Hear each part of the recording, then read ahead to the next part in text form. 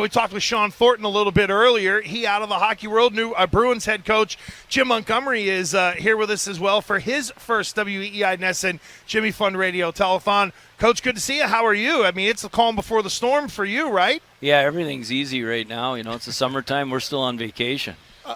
So how have you? I'm curious from your end. You're a head coach to a new team. It's not first time head coach in the NHL. You've been down that road before. But learning a new organization, staff, players, thinking about all the lineup combinations, you tinker with the toys and things like that. What has the, last couple of months been like for you in getting ready for the season?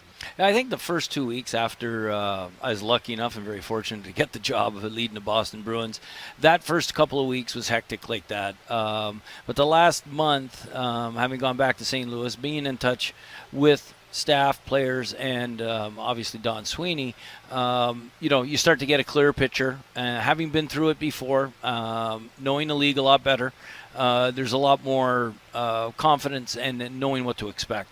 And now this week, ever since last Sunday I got here, been meeting with different people that are in and around the rink and just doing all the planning that's necessary to hit the ground running come September 21. Well, any kind of questions you had during the interview process, not the ones that you were answering, but ones that you were asking, when a lot of times when there's a new head coach on any pro sports team, it's usually a team that wasn't very good, right? A team comes in last, they fire their coach. This team has made the playoffs every year under Bruce Cassidy, and when he gets fired, are you asking why? Like, why is this guy gone now? Absolutely. And it's a really good question that you ask, because it is. When you go into an interview, you have your own questions, and you want to know and understand the vision of the Bruins moving forward by, the president, Cam Neely, and also the general manager, because his vision of I'm coaching players and the assets that he's bringing in. And the one thing that was clear right away, made by everybody, including ownership, was the Bruins are expected to win. And the Bruins are expected to compete. And those two things resonate with any coach, that if part of your job is expected to get your players to compete, that should be the least that we should demand of our players, right? And I think that some of the questions that I asked was, with what's the vision for the next 2 years, and then what's the plan after Bergeron and Krejci and maybe some other players have moved on, and I left that meeting very confident that the Bruins are, because of their vision and their plans, that we're going to be in a good situation no matter what moving forward. Bruins head coach Jim Montgomery is with us, and it's interesting because to us in the talk show world and people who have been fans, there's a bit of a last dance feel to this Bruins group, because you got Bergeron over 35. Krejci's coming back. They add from outside the organization, and yet some of the guys you're going to have to start the year, some of the guys you're not going to have to start the year. It's almost like, in a way, you might be coaching two different teams. Am I overstating it in terms of some of the guys that might be on long-term IR, and Marshy's coming back from injury? Bergeron plays through injury every year. I mean, normally we find out he's got a punctured lung, a broken leg, a torn ACL or something like that, and he still went out and played great hockey. But I wonder from your end if it's almost like having two different teams, considering how some of the guys will be staggered in coming back to the lineup. I think you're spot on. I think it is two different teams. Initially, we're going to try and set the groundwork that's going to enable us to really fly once we get Marchand, Mack, and Grizzy. Grizzy's going to not be out as long as what I'm hearing as the other two, thankfully.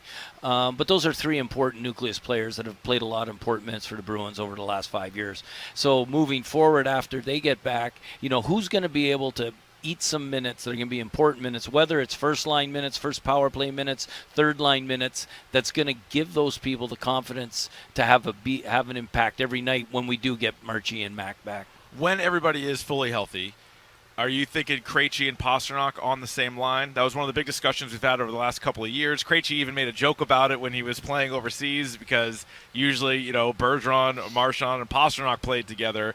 But you see what Krejci can do with really skilled wingers. Your thoughts on Krejci, Pastrnak together on the line? Well, I think when you have two really good centers like Krejci and Bergeron, as a coach, it gives you a lot of weapons to how to manipulate your lineup to get matchups the way you want to against other teams.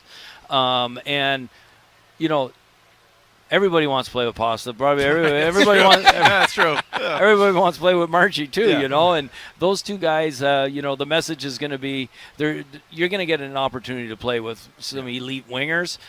It's up to you guys to dictate how those lines go. We're having success. I'm not just switching lines, but inevitably over 82 games, things get stale and people are going to rotate. Pasta's going to play with Bergie. He's going to play with Krejci.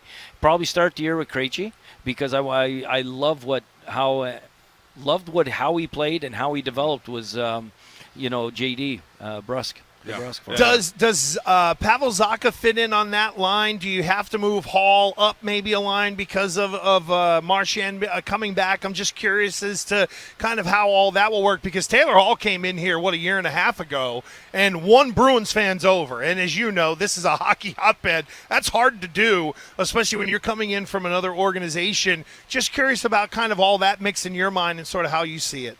Yeah, I think, bringing in a really good player with Pavel Zacha, introducing him to the Bruins way, I think an opportunity to start camp with Patrice Bergeron and learning how to compete and how to play the right way. I mean, he does it already. I mean, that's why we went and got him, right? He's a talented hockey player that's produced at the NHL level. And now here's an opportunity to play with one of the best players in the league. So, learn the Bruin way. And that Taylor Hall had such a great year, as what you were saying, when Krejci was the center.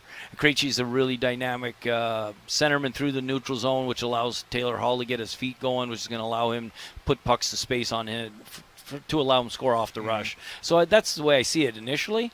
But again, let's see how the chemistry works on ice and see who works the best, and we'll flip things around until we find the right chemistry. Do you speak Czech? I'm just curious, able to communicate, because everybody's talked about the Czech line and all that stuff. I don't. I know French, and I know a little bit of Russian I spent 6 months in Russia last year I was playing, but Czech's completely different. Yeah, that's a whole other thing.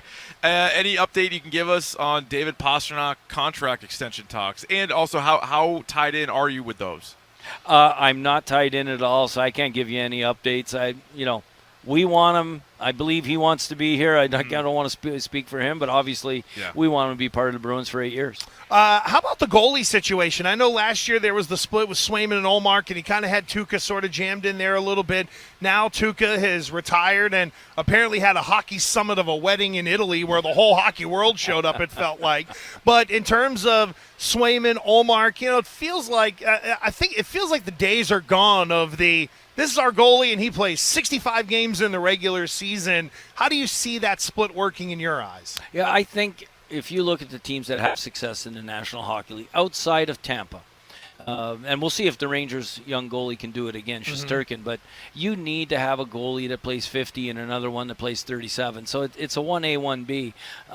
And we're very fortunate. We have two goalies that can be number ones in the NHL, and we're going to use them very similar to the way we did last year.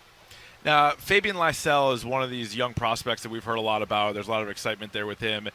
Is he a guy that has an opportunity, especially with all the injuries and guys taking their time coming back? Does he have a chance to win a job early in the year?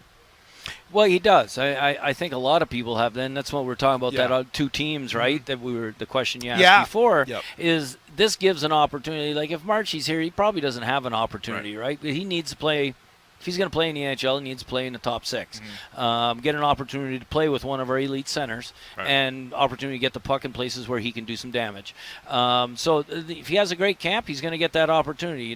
That's the great thing about the injury to Marchie is it opens up a door. Now he's got to knock through that door, and that opportunity comes. You're on your way into the NHL. There's the old Jim Valvano line: where you were, where you are, and where you want to be. Your sort of history has been chronicled. You're where you are now. How much for you is this vindication? Are you just all focused on the players and that's it? But you were a player, so there's the competitive spirit in there. How important is this season for you personally?